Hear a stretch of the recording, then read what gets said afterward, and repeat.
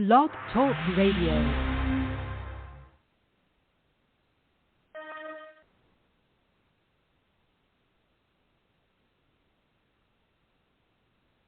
No weapon formed against me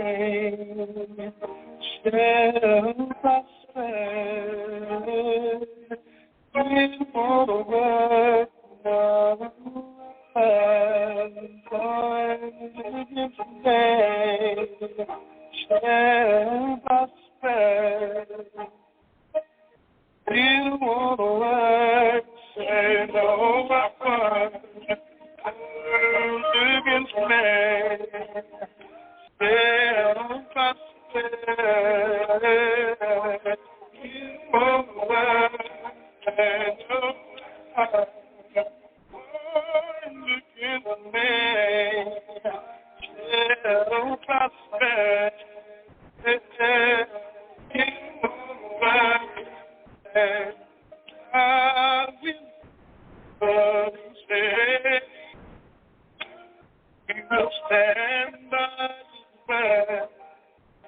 He will bring God to the said.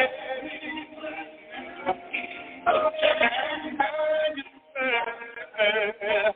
He will bring no weapon against me. Shall prosper.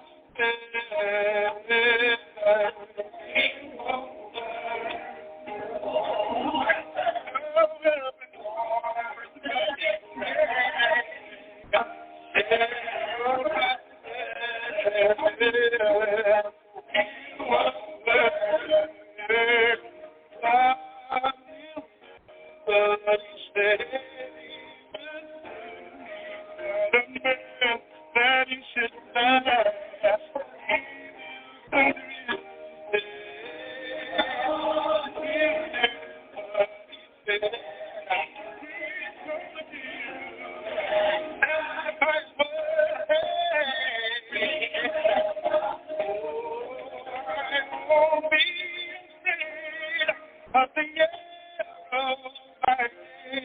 from the hand of my enemy. I can stand alone with the Lord on my side. For the sinners they have said will not succeed.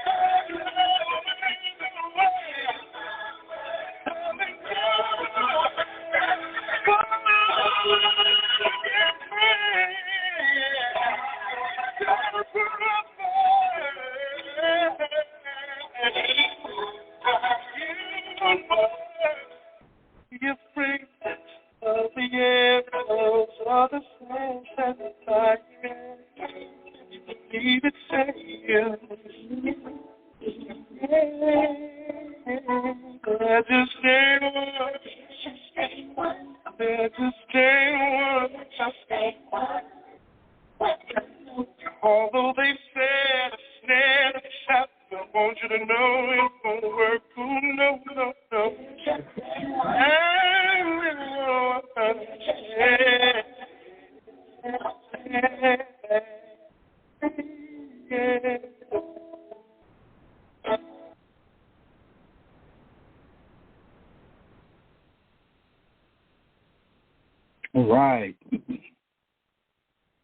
reached another day, another evening, another time, and here we are. A lot of things that we know of today is happening for a reason. All praises to the Father. And what I've started to see is that there are a lot of people waking up. Now, there's levels to this awakening. There's levels to this understanding.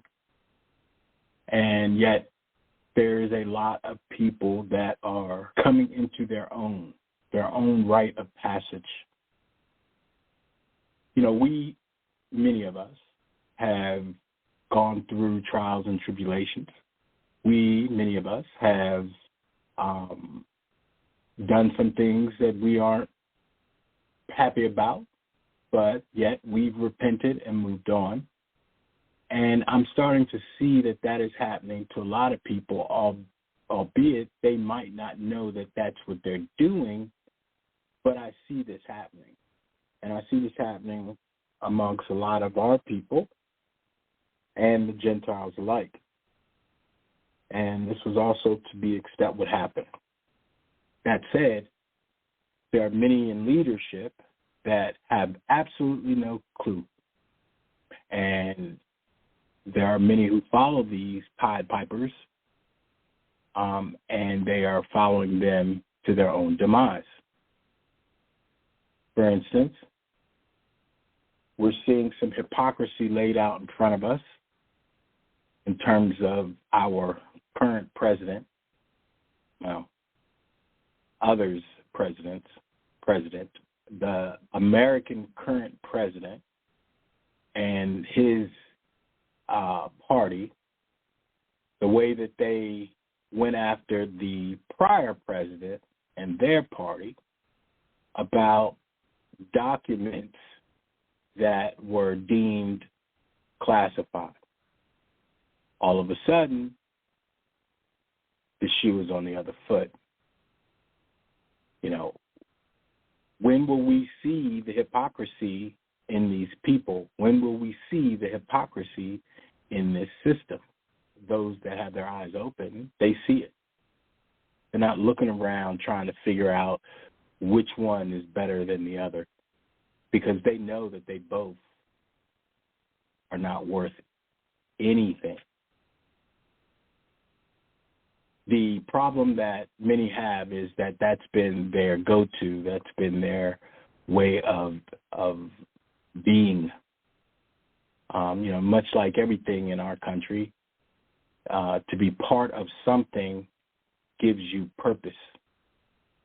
And this purpose is always geared to man's purpose and not necessarily the individual's purpose and the Father's purpose, which is interesting to me because the Father's purpose is for us to seek Him. We are to do our due diligence. And the Father, the Creator, God, the Elohim, the Supreme Being,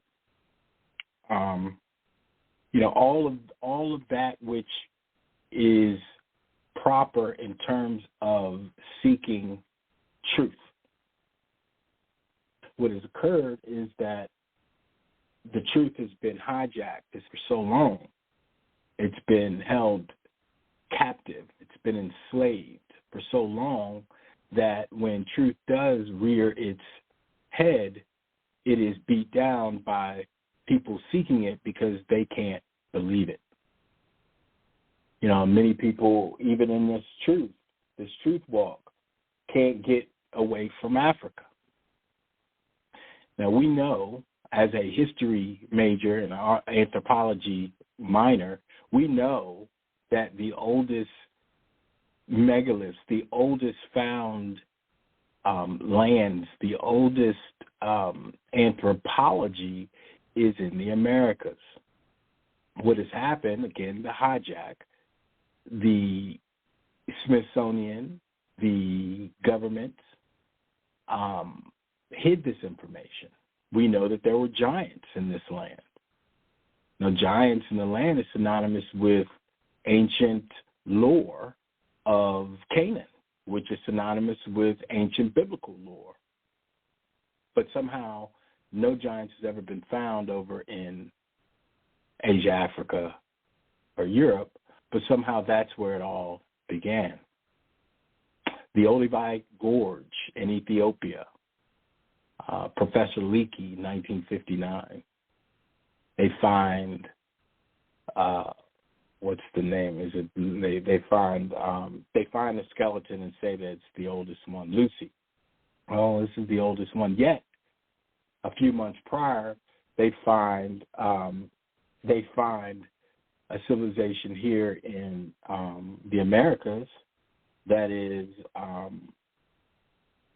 in Guadalupe, the high Atlacco site in Mexico, dating all the way back to the Pliocene era over here. So why wouldn't they bring that forward? Well, they didn't bring that forward because evolution was their main game. They wanted to ensure that they were part of the story, the Europeans did, and in order to be part of the story, they had to be in close proximity to the first remains, the first humans.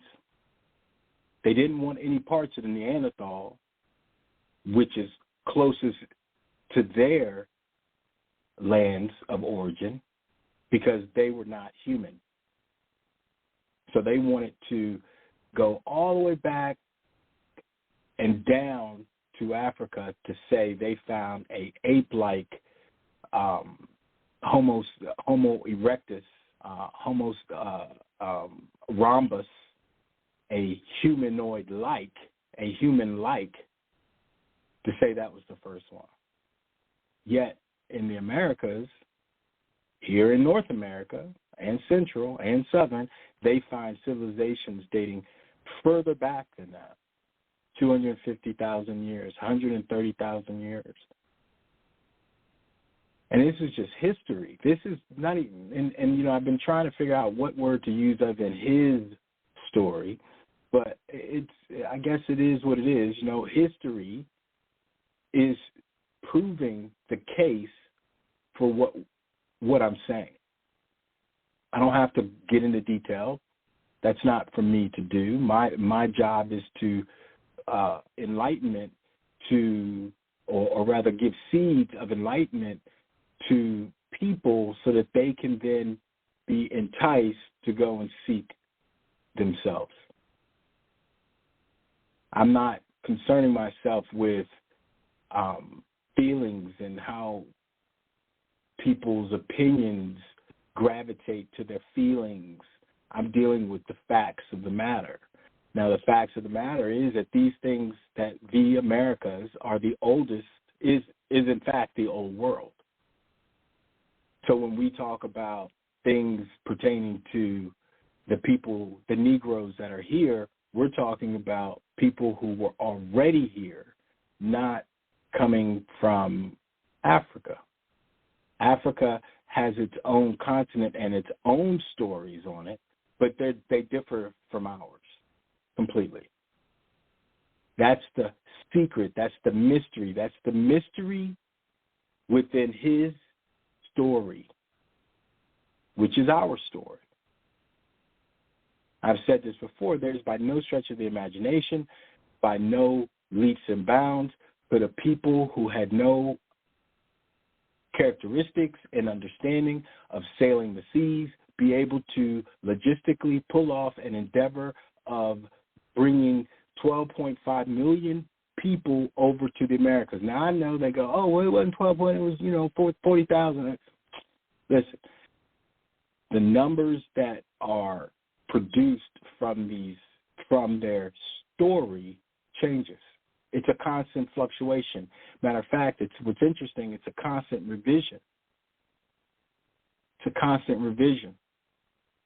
So I don't know why we would take heed to anything that they say when they're constantly revising their work. their understanding. Now, if they were revising their understanding for truth, well, then that's different. But yet we know facts. That's not the case. And we know that how? Because the world is in dire straits today. So if they were actually revising their story based on facts, then we would not have chaos today.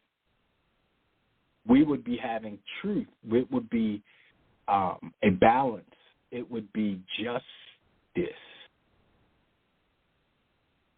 Somehow, that word eludes everybody. All they want is love and peace. But how can you have love and peace with no justice? It reminds me of the story of Solomon, where he was overseeing the two women about the baby. And they both said, oh, it's mine, it's mine. And he was like, I don't know, you women talking crazy, let's figure this out. Okay, what if I cut it in half and give you one and give you half and you half? Would that satisfy? And the one said, yeah, sure, that's fine. Right there, that wasn't her child. But the other one said, no, don't, just give her the whole child. That's justice. That's justice. But rendering out justice from a people who have never been just is a formidable task. And we sit here and we believe that these people somehow, some way, will do the right thing. And they can never do the right thing. And it's evident through their leadership. Matter of fact, it's evident through their fruits, through what their actions are. Actions speak louder than words. And sometimes those actions cut deeper than the words. Not sometimes, but most of the time they do. Hence, his story. They come with a peace flag on a sword. So the flag is being held up on a sword. So when they come, you say, oh, okay, they seem cool, they talking good, everything is fine, as they're slashing your neck. This is their story. And somehow, some way, we're to believe that they can tell the truth. Somehow we believe that they have a higher moral authority. And for a time, they were able to maintain their immoral authority as a higher authority based on the cursing of the people. This is scripture, but it's also spoken of in the Greek, the Romans, the Persians, all the mythology, which we'll talk about here in a bit regarding Pisces, because that Pisces zodiac sign overlays a lot of ancient history. Matter of fact, all the zodiac does. I mean, Big Judah said something that he read that the zodiac was essentially that was the television of ancient days. That's what they would look at, the stars. But somehow we don't look at nothing. Don't look up. I mean, they chemtrail on everything. So somehow, again, we are to believe a people who have done nothing right.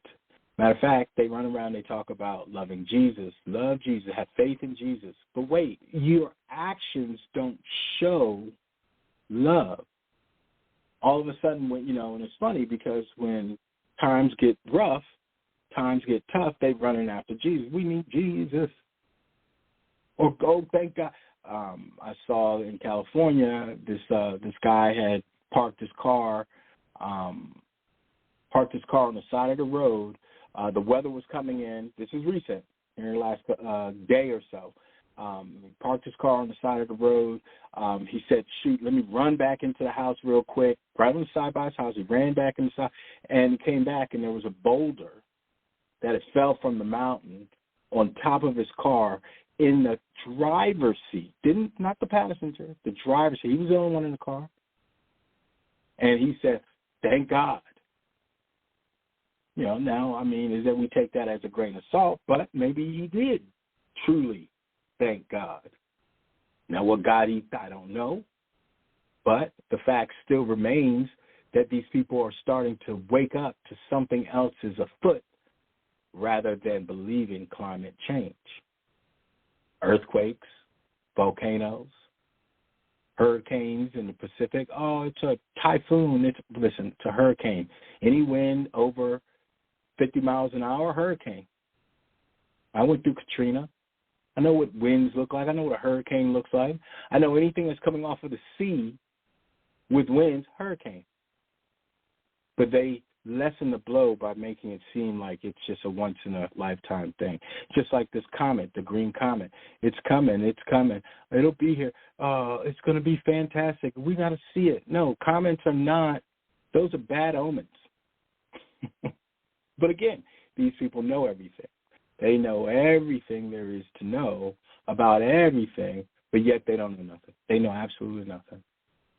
I saw Mars rover there, this Mars, and I'm thinking to myself, how in the world can these people justify? It just baffles my mind in terms of how they think within today's knowledge and reason that they think that we believe that they have gone to Mars. And Mars, and even going there looks like Arizona with a filter on it. It is amazing to me the arrogance, the hypocrisy, the audacity of this world. And I get it. It's all they got. So now they're fighting for their heaven on earth.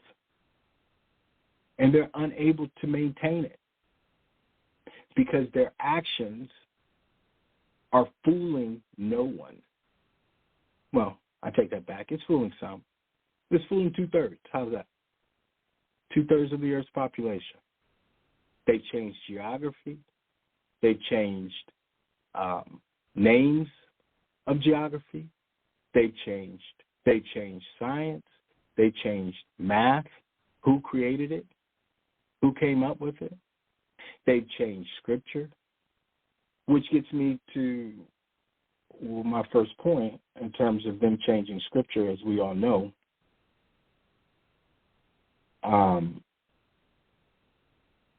It amazes me how we think that. So people look at Matthew, Mark, and they look at Isaiah and they look at the Bible and they say, "Oh, that Bible, this, that, and the third." And yeah, but don't forget that the Europeans have had their hands in it. And as I've stated, I started out with the Olduvai Gorge. They had to make themselves relevant in a story, in a story that they were not in. And somehow today they want to act like Israel, so God created all of this, and he said that he's going to give his people promised land, his people are going to be a mass amount of people, and yet we all think that place over there, or rather they got us thinking that little itty-bitty piece of dirt in what is Northeast Africa, they call the Middle East, which wasn't the Middle East until the early 1900s, after British rule, they call that Israel. And they fight over that. And the people that are fighting over that, who call it Israel, aren't even the native people to that land. But somehow and if they were the Exodus people from the land, from that land, that original land, then how do they have a history dating back to, or a lineage rather, dating back to Ashkenaz? See, this stuff is not hard anymore if you really want to learn it. The Father has opened his books so that we can learn it, but he already knew that only a few would be worthy to read it. Now, in reading it, just because you read the book doesn't mean that you even get the full grasp of the book, because most of our scriptures was done esoterically. And the esoteric understanding or overstanding of our story, even the story here in the Americas, they go, you're slaves, but yet we built the country. Oh, you were slaves, you were savages, but yet we created all of the technology. Thing that has been stated, everything that is being stated, even to this day, is chocked full of lies. There is no meat on anything that the Gentile heathen discuss. They're still having conversations about Exodus. They're still having conversations about raptures. They're still having conversations about love and peace, when none of that shows through their actions. None of their fruits show. Their fruits are rotten. And they got us believing in their rotten fruit, as if their rotten fruit would taste good in a pie. I don't want a rotten apple pie. I don't want a rotten blueberry pie. That does not digest well with me. And a lot of people, it's funny. I'm gonna be 53 in another month. And I have come to the point in my life where I give not two filflarns about anything anybody says. I'm to the point where people have to prove what they're saying to me. And if they're saying something and it resonates and it forces me to have to go and look it up and I can prove to myself what they're saying, well, then I continue to listen. If not, there's no reason for me to entertain that anymore. I don't care about NFL football. I don't care about NBA basketball. All I see every time I see that is a plantation of our brothers and sisters being told what to do, being held to account. But yet, no one else is being held to account. Jerry Jones, I was just curious. No, son, man, you were not curious. There's no curiosity in 1950 about race relations. See, that ignorance, that preponderance of ignorant discussion or statement or thought does not hold any weight, or should not hold any weight to anybody, but it definitely holds no weight to me. Because the moment he said curiosity, I was like, oh, okay, so he's racist. No, people can change. No, they cannot change unless they repent and show that they have changed. The United States of America has never changed from its racist ideology. It has not. Because its acts do not prove that. And somehow, yes, there's people in America that are not as racist. This is a varying degree of it, right? Because if you are not racist, then you would show that you aren't racist. Now, that's the tricky part. How do you do that? Well, it's hard. It's hard when the nation has not repented. And that takes me to Thomas Jefferson. This man obviously knew that there was going to be a point in time where the rubber meets the road, where the chickens will come home to roost, where justice will be served. He says, "Indeed, I tremble for my country, for the United States of America, when I reflect that God is just, See, he's not talking about God is love, Jesus is love. No, no, sir. What he's saying is he understands that the natural law of the universal law of order and cosmic justice will be just. Indeed, I tremble for my country when I reflect that God is just, that his justice cannot sleep forever, that considering the numbers, the nature, and natural means only, a revolution of the wheel of fortune, an exchange of situation is among possible events that it may become probable by supernatural interference. Look, that's a lot of words. All he's saying is there will come a time where everything changes, where we will be the bottom, other people will be the top. Now, who's he talking about? Why would he even have this cogitated agitation of thought? Why? Why would he have that if the world that he and his people were building was just and was full of love and loved Jesus? Why would he say this? This is why we have to take heed to just natural law. I mean, really, if we just consider natural law, period. I mean, okay, we all know we consider the Mosaic law, fine, whatever, all is good.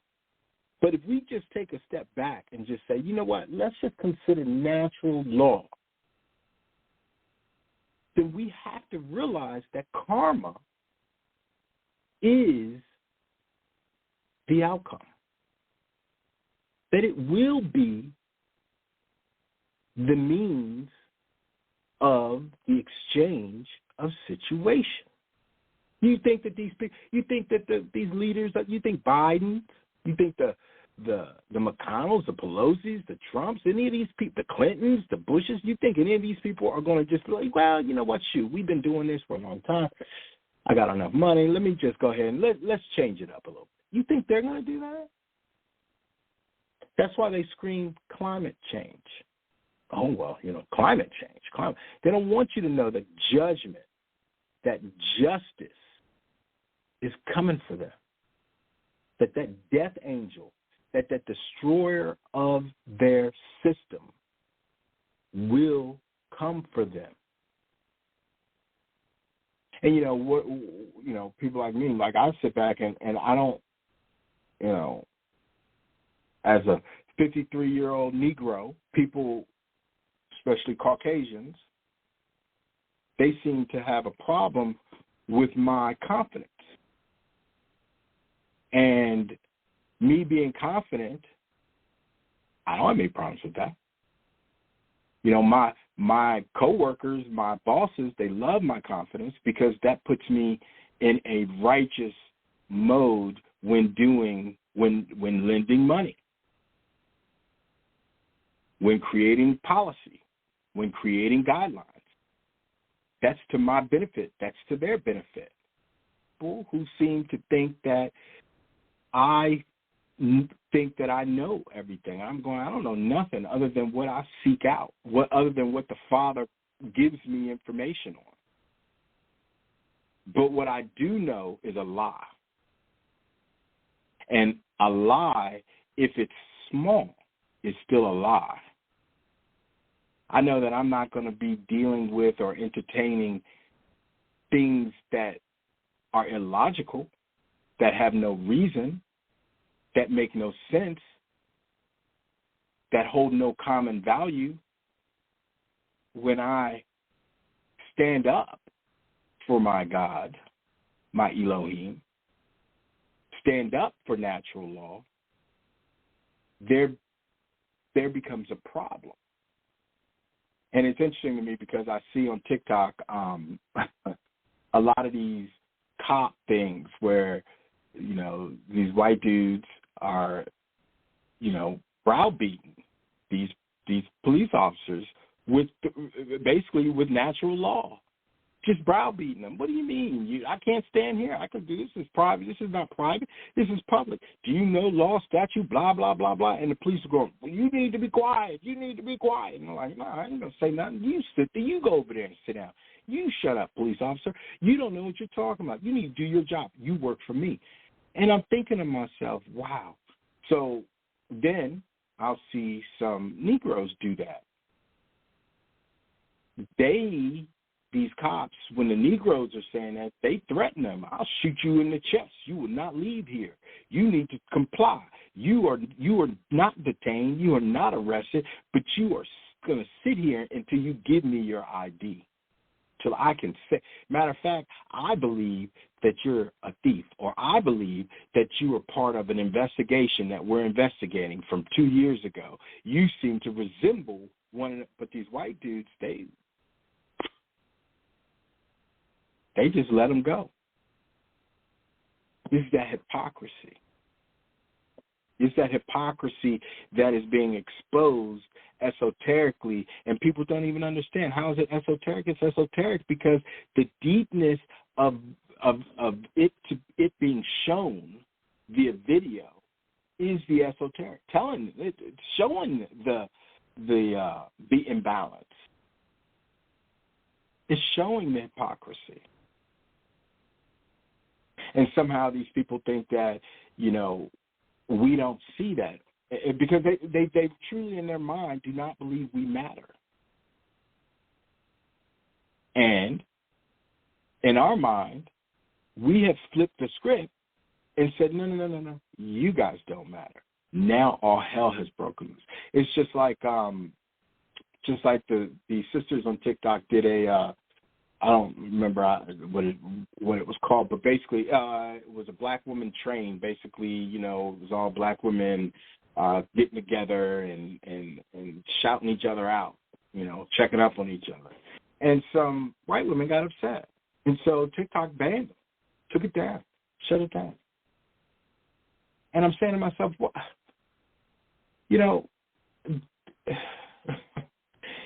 They have had so much. Matter of fact, their whole system has been built upon their own groups, separate groups.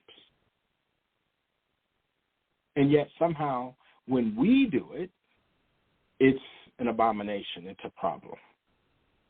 And it's funny because the only reason I can think of that they would have such a problem with it is that they are not able to be curious of what we're doing or what we're saying or what we're thinking. And that's where this whole thing has come. It's funneled to this point where we really don't care what they think. We really don't care about their history. We really don't care about their education. We really don't care about what they believe. We don't care about their opinions anymore. We can look up things. We can do our due diligence. We can make things happen ourselves. And the whole world is seeing it. And that's why they can't kill us like they used to, because they're in our microscope. That's why they're talking about CRT. We don't need CRT. The CRT is creating a division, and that's racist. And I'm thinking to myself, but wait, so we're going to dismiss the actual actions? Because where I'm at is I hear my ancestors saying they want justice. They don't want no peace. They want justice. That's what all this is about. That's what all the information coming out from the past that they've hidden is coming out to show justice. Why would they not? Why would it not be just? Why would the exchange of situation not be just? Why, to keep them in their status quo? To make us below? I mean, the rhythm, the rebel, the rhyme. One more time, these people are not able to understand justice. And it's funny, justice. Their justice. They got this woman, this Caucasian woman, with imbalanced scales and blinded. I mean, if that ain't telling us straight up, straight down, that justice is not fair. Matter of fact, that there is no justice. I don't know what is. Lady Justice, will you, Lady Justice? It's not even in balance. The scales are not it. That's why the black horse is going to come and bring balance and bring justice, but bring balance. It's out of balance. These people have no clue. Moving right along. You know, I was checking out Judah's thing today, his lesson, and he was talking about Capricorn, you know, him being a Capricorn. And I started looking into so Capricorn just ended, and you know, the stars for Capricorn this go around was death and rebirth. And it's interesting because Pisces is also death and rebirth. And it's interesting how because everything is based on Pisces. This whole thing is based on the 12th sign, the Pisces, okay?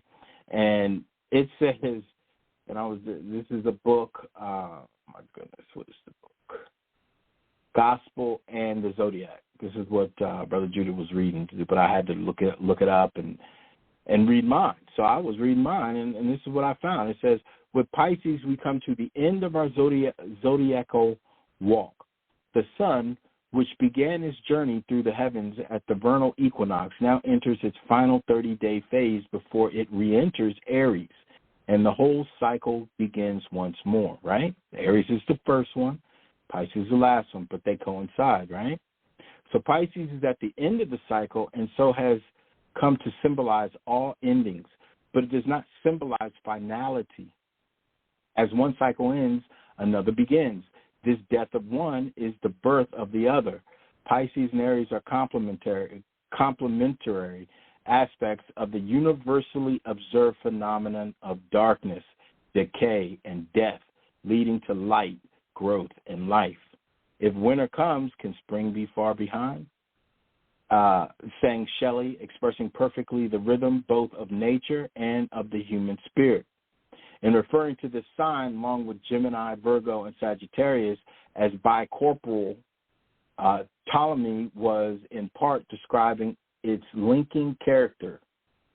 These signs, called mutable signs in modern astrology, come at the end of each of the four energy pulses of the solar cycle, the equinoxes and solstices, and so join one cycle with the next. As the energy from one pulse diminishes, another one begins to build up. The signs themselves reflect this duality in their symbols. Gemini, the twins, Virgo, the maiden with the sheaf of wheat, Sagittarius, the centaur, and Pisces, the two fish. Such duality inevitably produces a tension which all four of these signs symbolize. In one way or another, this is least in evidence in Virgo and Sagittarius, since the earth of one and the fire of the other give consistency and resolve, qualities wholly lacking in airy Gemini and water Pisces. These latter two have much in common, as their glyphs show. Gemini has two parallel poles separated but joined at the top and bottom. Pisces has two fish swimming in opposite directions, joined at the center by a thin band. In psychological, this is the key. In psychological terms, duality can become duplicity. Duplicity. And this for Manila's characterized the Piscean type, as we might expect. He tells us that the Pisces make a good fisherman whose skill enables him. And it goes on. I'm not going to go into that. But it's interesting, the duplicity.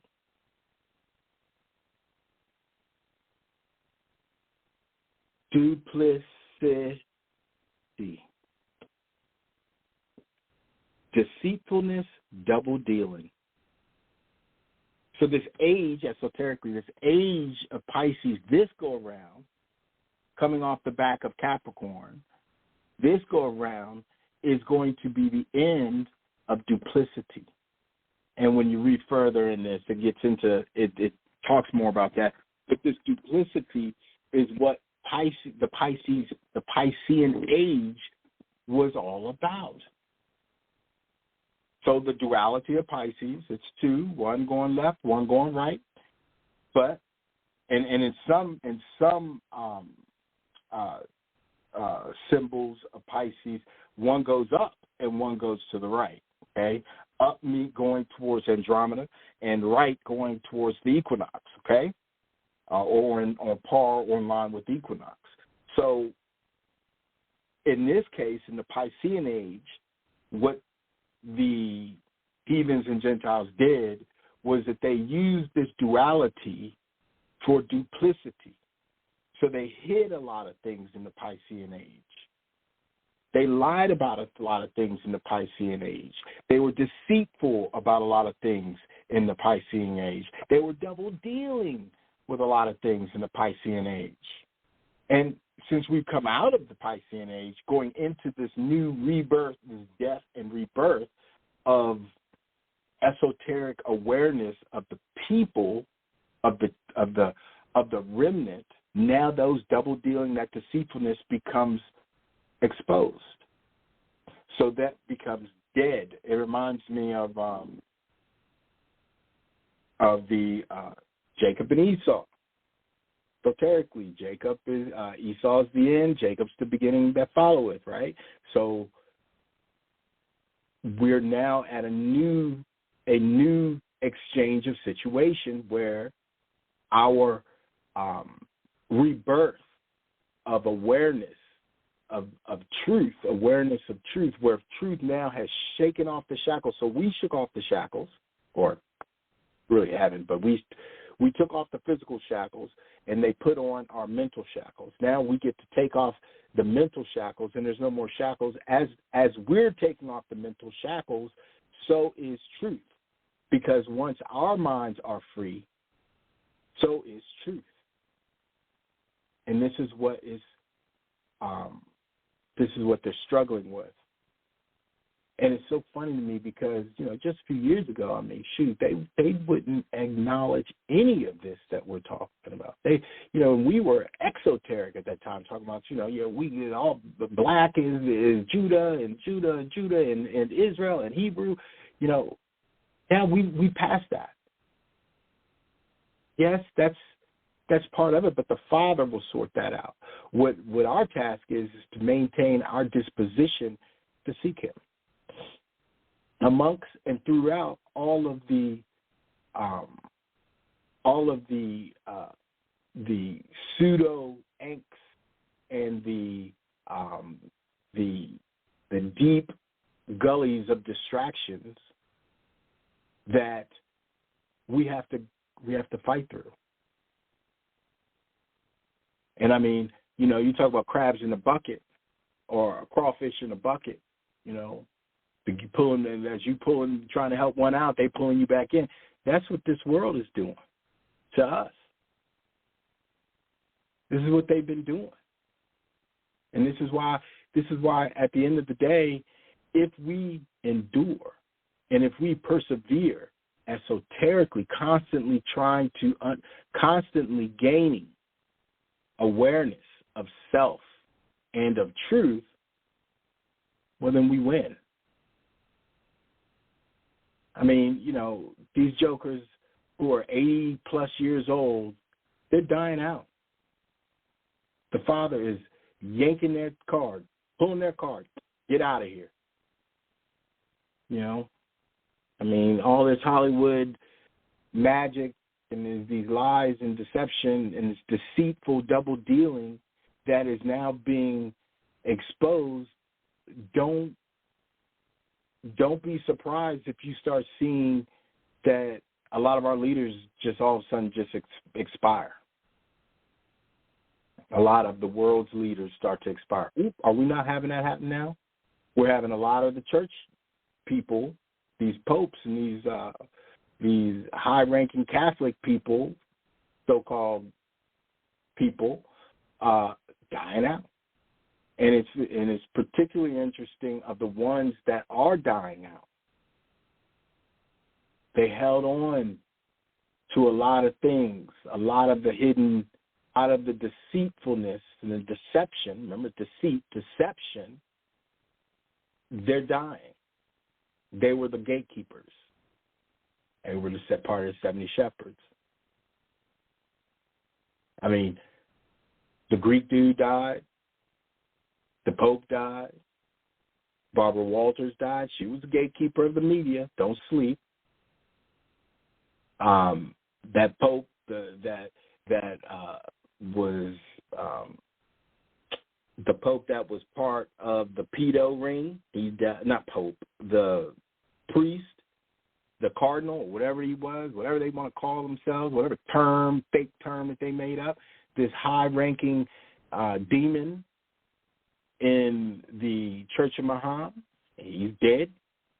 He had destroyed many a little boy's life, many of their world, polluted many a child. He's dead. And death is not finite either. These things that people are so scared of, I don't want to die, but I love Jesus. But wait, what do you mean? I mean, you would think that, you would understand that that's just a change of situation. That's not the end. Well, we don't know because nobody's come back. You're right. We don't know. But what we do understand in a esoteric way of looking at things is that if death, is that after death is a rebirth. So that means that death and life are synonymous. Life and death are synonymous. But yet these people are scared to die. But they love to kill. They love to see killing. Otherwise, we wouldn't have horror all on TV. We wouldn't have killing and stealing and destroying all on TV, television. But somehow they love Jesus. And somehow they got our people believing that Jesus is the answer. When truly, it's you. The temple is in you. You have to accept that Christ came to bring salvation to his people. Because, again, why would he need to bring salvation to the ruling class? They have their heaven on earth. They're lavishing in their heaven.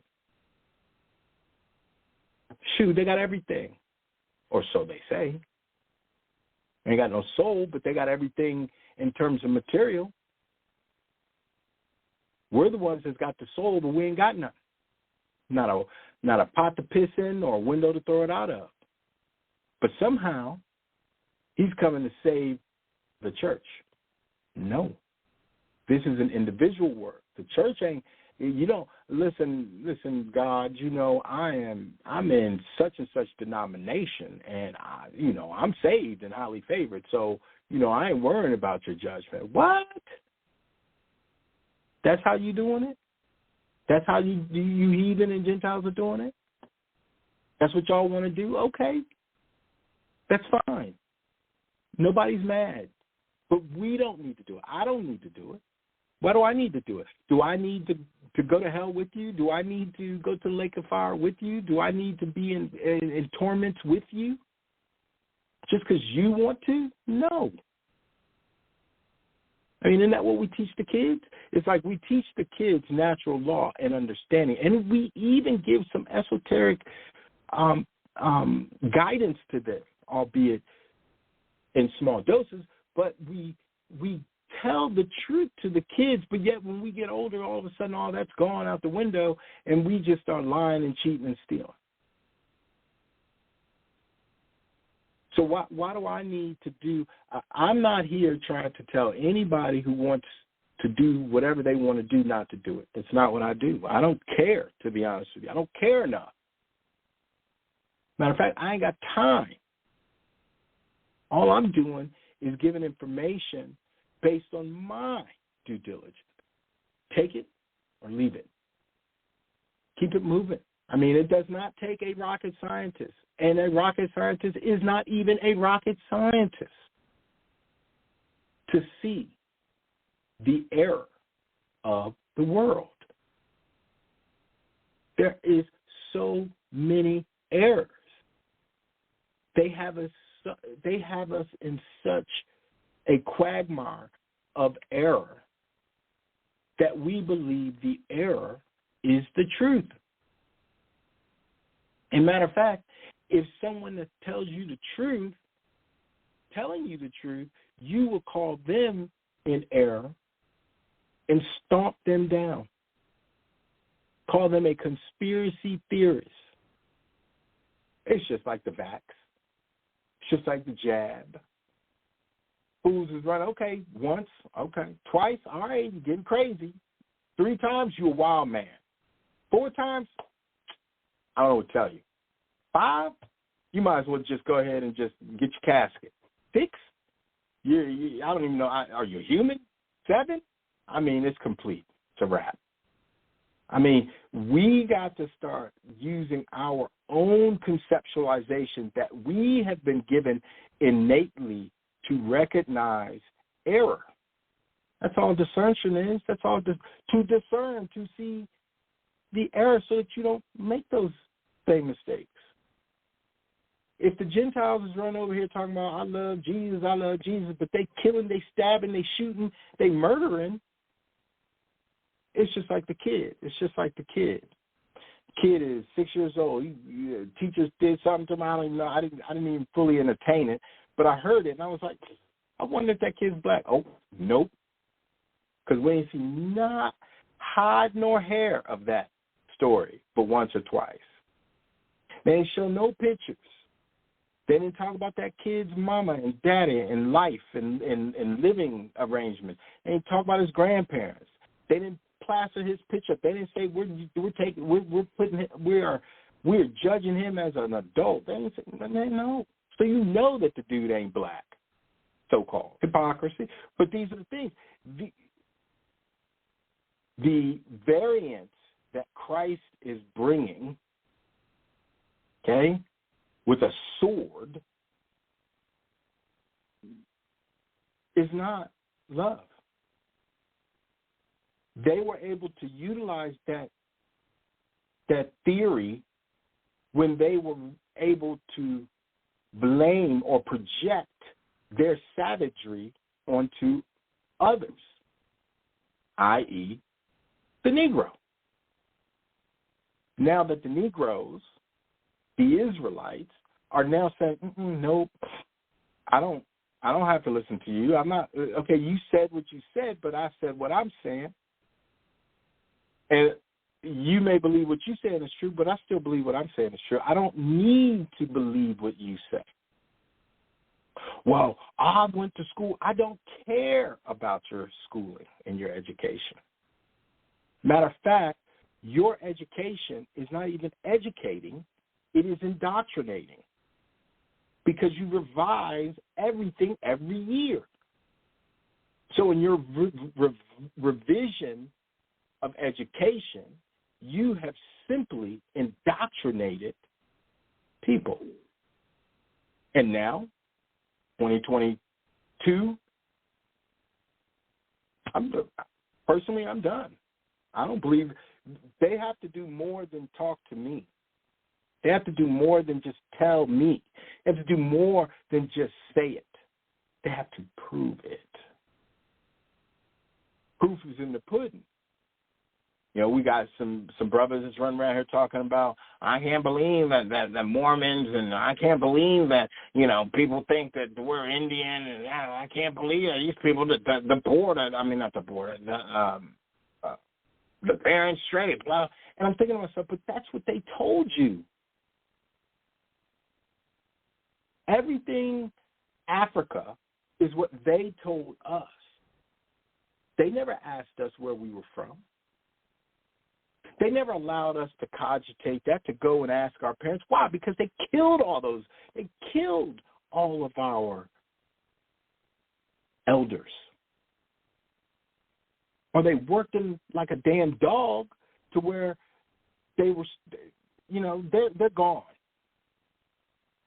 They had us locked down into their education system to believe that we African, that we never even took the time to go and ask our great-grandparents when we were 9 years old, 6 years old, hey, where are we from? They never thought enough to tell us that because we were being indoctrinated as they were being snuffed out. And it's rare that you even had family members that could sit there and tell you who we are or who you are. Who you are is, for instance, for me, my people are Choctaw and Cherokee. I ain't got no African in me. No, not in their bit of African. And I'm dark as hell. So we ain't all African. Sorry to tell everybody. And Monkey Boy Jesse Jackson coining African American don't make me African American. Just like color didn't make me colored. Just like black don't make me black. Matter of fact, Negro don't even make me Negro. They have soured our love for us, for who we are, to make it sweet to be African. And at the same time, they've been doodling on the Africans. So you Africans, we've been doodling on you, and we've been doodling on them. So you know what? Y'all all African. Because we doodling on all y'all. And it's like, wait a minute. Where are these slave ships? And it's funny, I asked this question. I said, where are these slaves? And then they off of Portugal, they found a slave ship that sank with 250 souls on it. Save it. You do not get to now, here at the end, come up with some lies and trickery of history. Because if that ship was carrying slaves in the 1800s and went down then, you would have known about it 20 years ago. You've been talking about it 50 years ago. Now today, because we're saying we are not African and there is no proof of slave ships, now you're trying to come up with slave ships? Save it. Now you're the boy who called wolf. Now there is absolutely, unequivocally no reason to believe anything that you say. Moreover, you've already been deemed liars, so why would we even believe that? But you got some brothers and sisters out here that'll believe it. Oh, see, there it is right there. There we are. I knew we were from Africa. And we already know that the Mexican pyramids, the Central American pyramids, the South American civilizations, Machu Picchu, these are older than anything in the earth that is over in the three parts, in Africa, Asia, and Europe. They talk about Stonehenge. Come on, save it. Maybe it was, maybe it wasn't. But that's not older than the America megalith. This is why we are this is why we are who we are today, because we are so, and I guess I should speak for myself, I am so tired of sucking off of the teat of lies that I can just vomit. It's just where I'm at. I'm going, ew. Like I can see through it. It's real simple for me. That's why the Father said, your purpose, son, is to seek after me, and I will make you a steward of my wisdom. So I can't, like the talent, the parable of the talents, I can't just take that wisdom based on me seeking and just store it up for myself, what the hell does that look like? How am I helping? Now, some brothers will say, we ain't, we are not Israelites. We are American Indian and the Moors and Professor Yakuba. Listen, the facts are that they have lied about who we are. And regardless of what narrative there is, or you believe, or a person believes, the fact is we are the indigenous people of the Americas. We're not African. Matter of fact, Africans don't even look like me. Matter of fact, if some do. I won't say they don't unequivocally. They do not look like me. But the fact is that if we were from Africa within the last 400 years, one thing, without a shadow of a doubt, would be true. If they took us, let's say they took us from Nigeria. Let's say they took us all from Negro land. Let's just say that's a place, right? Negro land, okay? And they took us from Negro land and they put us over in the Americas. Well, they would have been over at Negro land beating down our people still to this day. They would have had a colony of Caucasians living in the land that they took us from in Africa. Moreover, the African nation where we are from would have voiced that they wanted us back because we would have had family there. Number 3, there would be at some point in time a documented history of each and every person taken from that land. Why? Because the Europeans, everywhere that they had gone during their manifest destiny and dumb diverses, they documented it. 7 years ago, when we were talking, when it was coming on, when this awakening was coming on strong, and people were like, we are Israelites, we're Israelites, the church would have came out, that Roman Catholic degenerate church would have came out and said, no, this is the documentation that we have because we were the CIA initially who infiltrated the areas and took you from the Negro land to the Americas. They would have had a document. They would have came out and said, because otherwise it would make them look like liars, which it has today, because they have not come out with it, because they don't have it. So they left Portugal, Spain. And so it's funny because when I say these things, some people go, well, wait a minute. Well, you must mean England had the slave trade. See, Portugal and Spain began that slave trade. Then England got involved. France, Italy, Germany, then Dutch. Then they all came on board.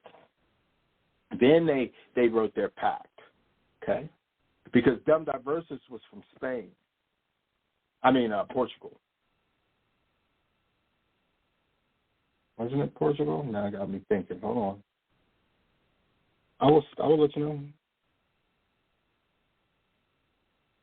And then when you talk about, Pope Nicholas V of Portugal, Dumb Diversus. Like, this stuff isn't even hard. You can just do a quick, which Pope created Dumb Diversus? It pulls it up, tells you. They tell them themselves. They tell themselves this is not hard. What is difficult is getting your mind in a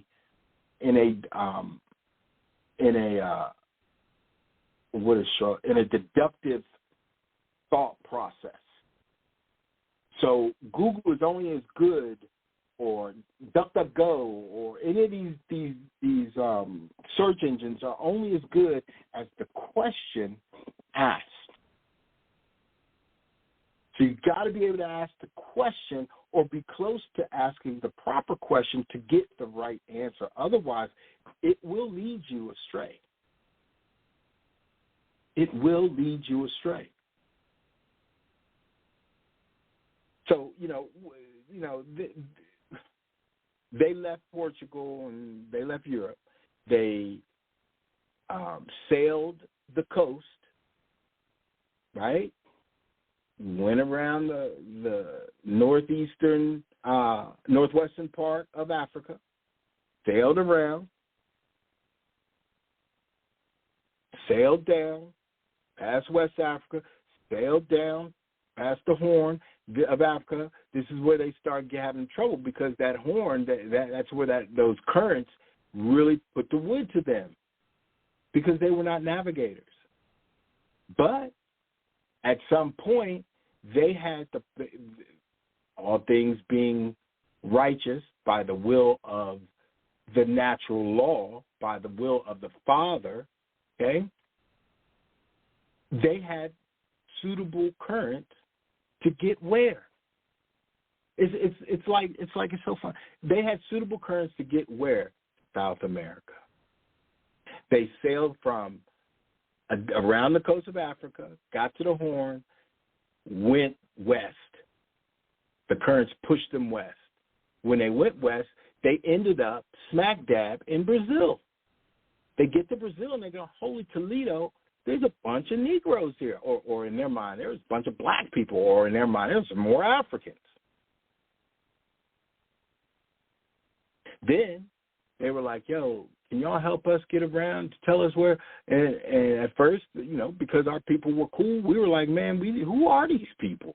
Where do these people come from? We've never seen these pale faces before. Because we are loving, kind people, we entreated them. We listened to them, unknowing that they were serpents waiting to bite at our ankles. So over the course of time, what did they do? Because, you get a bunch of camp brothers, you get a bunch of brothers talking about sail and then the slavery by ships, and then the Gentiles, they took that verse and they were like, yo, when these people wake up, we're going to have to say something because that's going to be something that's going to resonate with them. So we got to say that we took them and we did the triangle trade, the triangle slave trade from Africa to North America to Europe, back to Africa. And it's like, wait a minute. You guys didn't have the capabilities to do that, nor the intelligence, nor did you have the infrastructure, nor did you have the technology. So how did it happen? They went from, like I said, sailed around the Horn, the Cape of Africa. The currents pushed them west. They ended up in Brazil. They were like, yo, this is let's scout this. So as they are known to, as they were only able to do, they sailed around the coast of Brazil or South America. They sailed around the coast.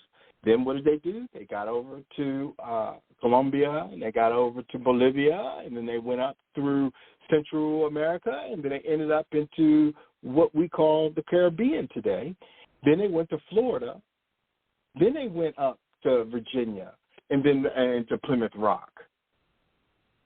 They didn't go straight. They were not capable of doing such. And they realized that everywhere they went, every land that they found us. So here's those popes, those Catholics again, they're writing it all down. They're getting the layout of the land. They learning the people. And then when they finished their little voyage, they went back over to Portugal, to Europe, and they told look, there's gold in their hills. And these people, we can go there and maybe give them something that we got, trade with them, and then take it. We can make some treaties with them and take it. And the rest is their history. But not, by no stretch of the imagination, did they go from Africa, did they take anybody from Africa straight to the Americas. Moreover, we know that in the Grand Canyon, there's Egyptian findings. There's caves. There's in the Grand Canyons, there are anthropological sites of ancient civilizations. It's off limits. We ain't allowed to go there. And it's funny, they had us during the time that people, the Grand Canyon was open and explorers were exploring it, they were talking about UFOs. So they had, in the 50s, they had everybody, looking in the sky instead of on the land. And then you had farmers who had taken these lands from the sharecroppers, right? Going out there and digging up giant bones. This history that has never been told is coming out, and they can't stop it. That's why they're at war. Listen, we are in a war we are in a spiritual war at this moment. This is a mental illness, a stupor, a delusion, madness that is creeping into the psychological psyches of humanity. And we are at war of this. What is the war? The lie versus the truth.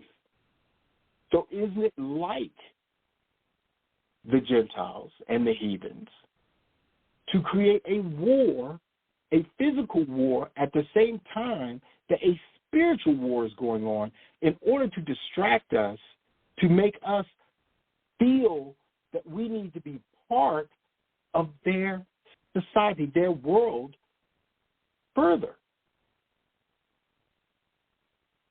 That's their MO. That's what they've been doing their entire existence. I don't know, a couple months ago I read the timeline of Rome. Rome became Rome by initially killing. They were killing each other. Then they took over some provinces and they became 1 million, and their time and they say time began when Rome began, BC. And it's interesting, too, that they count back from BC, so before Christ, they count backwards to get to 1, not 0, but 1. Then they go forward. Calendars were off. They didn't even come up with their counter. They didn't have their Renaissance, their awakening. Now, you got to understand this. They did not have their awakening until they came from the Americas. As simple as that. They didn't have a Renaissance until they came to the Americas. Therefore, that so-called Israel state over their land and Jerusalem land over there, 70 A.D., that they, in quotes, said that they sacked Jerusalem, which maybe they did, the southern kingdom's Jerusalem. They sacked it and took all the gold and the scripture and the scrolls and everything out of it to their place, even though the scriptures say differently. The scriptures say that all of the father's goods they were told to take out and then give to the land, and the land was supposed to hide it until the end. So that means that they really didn't take anything. They really didn't gain anything. Why am I saying that? Because if they gained insight, understanding, knowledge, and wisdom, they would have had their Bible, they would have had their awakening, they would have had their revival in 70 A.D., in 71 A.D., let's say that. But they didn't. They had to wait until the 17th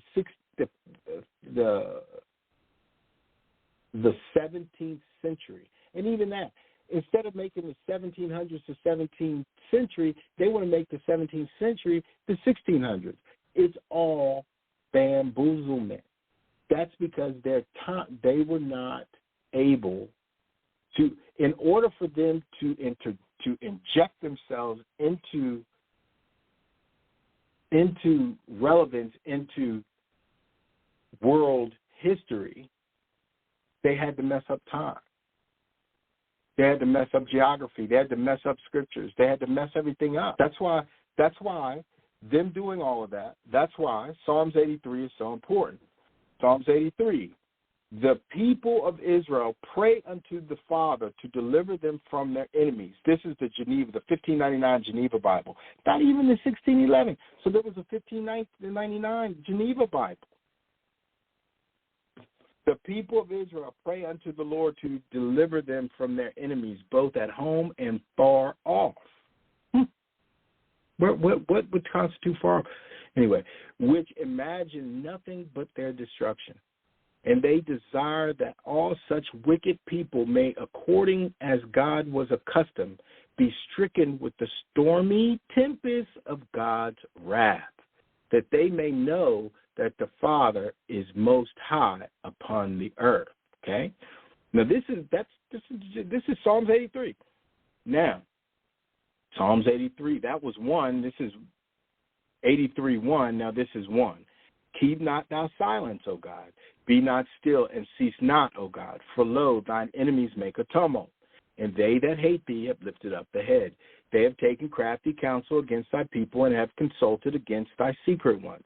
They have said, come and let us cut them off from being a nation, and let the name of Israel be no more in remembrance. Now, this right here contradicts those people in Israel today. But anyway, for they have consulted together in heart and have made a league against thee, the tabernacles of Edom and the Ishmaelites, Moab and the Hagarites, Gebal and Ammon and Amalek, the Philistines with the inhabitants of Tyre. Assyria also is joined with them. They have been an arm to the children of Lot, Selah. Do thou to them as unto the Midianites, as to Sisera, and as to Jabin at the river of Kishon. They perished at Endor. Wasn't that a movie? Endor. And were dung for the earth. Make them even their princes like Oreb and like Zeb, yea, all their princes like Zebah and like Zalmunna, which have said, let us take for our possessions the habitations of God. O my God, make them like unto a wheel, and as the stubble before the wind. Fire burneth the forest, and as the flame setteth the mountains on fire. So let's back up. Wind, wildfire, volcanoes. So persecute them with thy tempest, and make them afraid with thy storm. Fill their faces with shame, that they may seek thy name, O Lord. Let them be confounded and troubled forever. Yea, let them be put to shame and perish, that they may know that thou, which are called, and they say Jehovah, I would say Ahiah, art alone, even the Most High over all the earth. That's that's all different. This is talking about weather. This is talking about climate change. This is talking about climate change. What they call climate change. That's what this is talking about. That's what this is talking about. This is what the 1599 Geneva Bible was saying that Israel was praying to the Father for. Now let's see something. Okay, so it's the same, pretty much. It's the same, pretty much. So that's what we've been praying for. The judgment of the Father through his weather. Interesting. It appears the only difference is that beginning part that they took out, that commentary on why this was being stated. Interesting. All right, so we're going to wrap it up here shortly, soon. But let's talk about this Pisces, which begins February 20th and ends March 20th, right around our new year, okay? Now, they understand this birth and rebirth. And how do they do that? Why do they, and how do they know this? Because they celebrate Lent during this time. So their Lent is February 22nd through April 6th, which goes right into the Aries, which is right into the first zodiac sign, the first of the year, the new year, the Israelite new year. And what is this? They get to, in Lent, they can't eat no meat. They got to have fish. They got to, repent, or so they say. They start dealing with their, buying their Easter outfits and looking for Easter egg, getting their Easter egg hunt plans together. This is what they're doing then. But before this, before Lent, so before, let me see something. So before February 22nd, so that must be Fat Tuesdays. Let's see.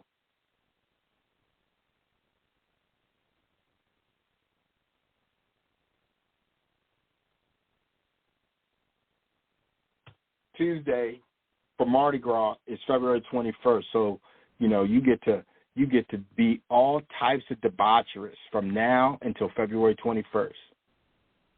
You can do all types of sodomy things. You can be wretched. You can be wicked. You can kill, steal, destroy. But when February 22nd comes, that's when you got to eat fish, and you got to be ready to go Easter egg hunting and get a fine white suit on and get ready to go to church to celebrate Ishtar.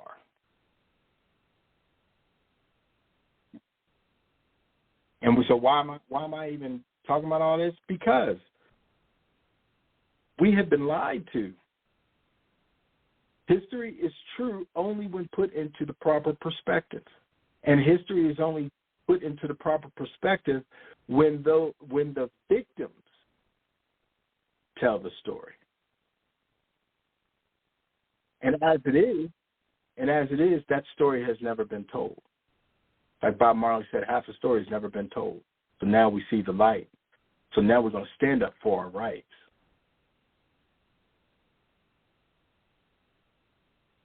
That's the beauty of it all.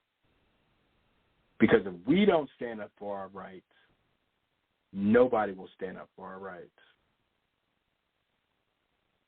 So all praises to the Father for allowing me to drop these seeds and put it together the way I did, that he could be shown, evident, worshipped, and praised. And I pray that everyone that hears this is blessed because of it, by it, through it, for it. And I pray that your days throughout become brighter and greater. That you throw off the old man, put on the new, walk on the narrow walk, the narrow road, and not the broad way. Repent, love Yahweh Shai for giving us the blueprint, for allowing us salvation to even be in this state of mind, and loving the Father so that we can be part of the kingdom to come, so we can find ourselves worthy to be part of the kingdom to come. And gaining access to wisdom, the Comforter, the Holy Spirit, so that we can cleanse to be found worthy to be in the kingdom to come. All praises to the God of Abraham, Isaac, and Jacob, to bring forth our ancestors' justice as we seek this truth. All praises. Shalom. I see that there is a caller. Before I end the show, I will say hello. Caller, 509. Are you there still? Are you there? You must be on mute. I'm taking you off mute. Give you a couple more seconds if you want to say something. If not, shalom.